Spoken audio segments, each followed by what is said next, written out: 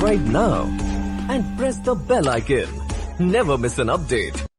آقا کریم نے صفوں کو سیدھا کرنے کی تلقین کرتے ہوئے کہا کہ مت سمجھنا کہ میں صرف آگے دیکھ رہا ہوں، میں آگے بھی دیکھ رہا ہوں، میں پیچھے بھی دیکھ رہا ہوں، تمہارے رکوعوں کو بھی دیکھ رہا ہوں اور دلوں میں پیدا ہونے والے خشوعوں کو بھی دیکھ رہا ہوں۔ یہ حضور کی نظر کا کمال ہے۔ اور حضرت عبداللہ ابن عباس رضی اللہ تعالیٰ عنہ فرماتے ہیں کان رسول اللہ صلی اللہ علیہ وآلہ وسلم یرا فی اللیل فی الظلمہ کما یرا فی النہار فی الضوء۔ حضور رات کی تاریکی میں یوں دیکھتے تھے جس طرح دن کے اجالے میں دیکھتے تھے۔ میں نہیں دیکھ سکتا، یہ دیکھو یہ روشنیاں ہیں، یہ لائٹیں لگی ہوئی ہیں اور میں یہاں سے دیکھ رہا ہوں، اگر یہ چراغاں ختم ہو جائے، یہ روشنیاں بجھ جائیں تو وہ دور چیزیں لکھی ہوئی ہیں وہ تو دکھائی نہیں دے گی، یہ کتاب میری جھولی میں بھی ہوگی میں پھر بھی نہیں دیکھ سکوں گا، اس لیے کہ میری آنکھیں نور ہیں، لیکن یہ اتنی دیر تک نہیں دیکھ سکتی جب تک یہ خارج کی روشنی بھی موجود نہ ہو۔ لیکن حضور سراپا نور ہیں، حضور ظلمت میں بھی دیکھتے تھے، روشنی میں بھی دیکھتے تھے۔ چونکہ میری آنکھیں ان روشنیوں کی محتاج ہیں، کائنات کی ساری روشنیاں شمس و قمر بھی میرے حضور کے محتاج ہیں، اس لیے حضور علیہ الصلوۃ والسلام شمس و قمر کی روشنی کے محتاج نہیں تھے۔ حضور کی مبارک آنکھیں جو ہیں وہ اندھیرے میں بھی دیکھتی تھیں اور حضور کی آنکھیں روشنی میں بھی دیکھتی تھیں۔ آقا کریم علیہ السلام نے ایک موقع پہ ارشاد فرمایا وَإِنَّ مَوْعَدَكُمُ الْحَوْض وَإِنِّي لَأَنظُرُ إِلَيْهِ مِن مَقَامِي هَٰذَا، بخاری مسلم باقی کتب حدیث میں موجود ہے۔ فرمایا کہ تمہارا جو حوض کوثر پر وعدہ ہے جہاں میں تمہیں جام بھر بھر کے دوں گا، فرمایا میں یہاں کھڑا ہوں اور یہاں کھڑے ہو کے اس کو دیکھ رہا ہوں۔ حضور یہاں کھڑے ہیں اور وہاں دیکھ رہے ہیں۔ ایک دن حضور صلاۃ الاستسقاء پڑھا رہے تھے، جب بارش نہ ہو رہی ہو تو اس کی جو نماز پڑھائی جاتی ہے اللہ کے حضور دعا کرنے کے لیے تو اس کو صلاۃ الاستسقاء کہا جاتا ہے۔ ام المومنین سیدہ عائشہ رضی اللہ تعالیٰ عنہا سے مروی ہے۔ تو نماز پڑھاتے پڑھاتے حضور نے ہاتھ آگے کیا پھر پیچھے کھینچ لیا، تو عمومی طور پہ ایسا نہیں ہوتا، تو صحابہ نے جب دیکھا تو بعد میں کسی نے پوچھا حضور آج نماز میں آپ نے ہاتھ آگے بڑھایا اور پیچھے کھینچ لیا، مجھے بتائیے کہ حالت نماز میں نظر کہاں ہونی چاہیے؟ جائے سجدہ پہ ہونی چاہیے نا، لیکن صحابہ حضور کو دیکھ رہے ہیں۔ اللہ اکبر۔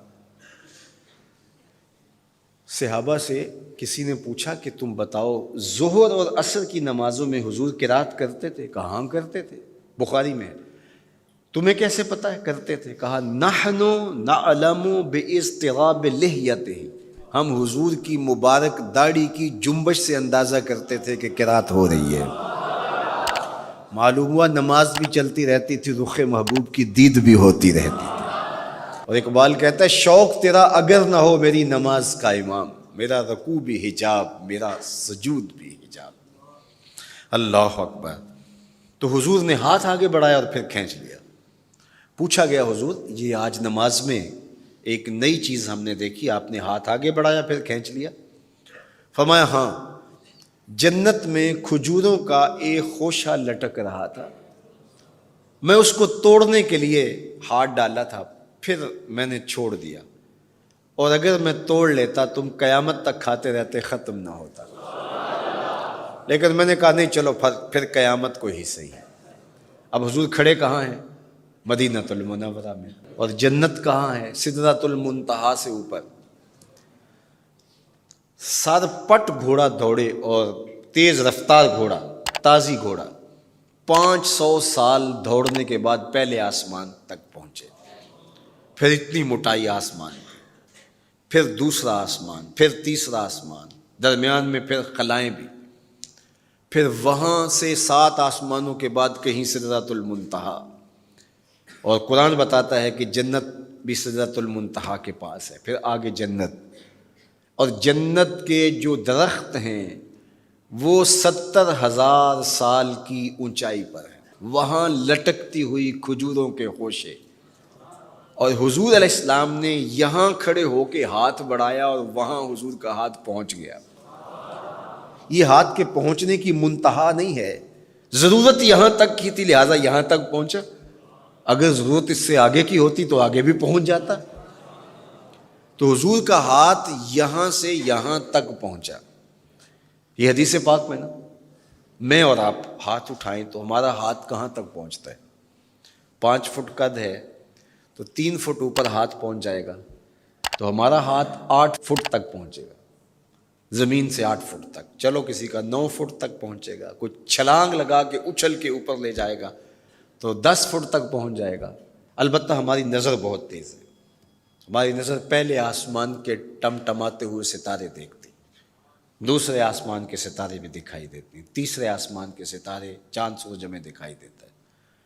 ہمارا ہاتھ 3 فٹ تک یا 10 فٹ تک پہنچتا ہے، نظر تیسرے آسمان تک پہنچتی ہے، اور جس کا ہاتھ جنت تک پہنچتا ہے اس کی نگاہ کہاں تک پہنچتی ہوگی، اس کی نظر کا کمال کیا ہوگا۔ اس لیے فرمایا انی ارا ما لا ترون واسمع ما لا تسمعون، جو میں دیکھتا ہوں وہ تم نہیں دیکھتے، جو میں سنتا ہوں وہ تم نہیں سنتے۔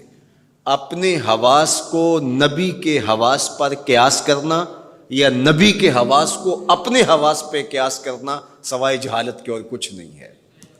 چے نسبت خاک را بعالم پاک، کہاں ہم کہاں ان کی ذاتیں بابرکات۔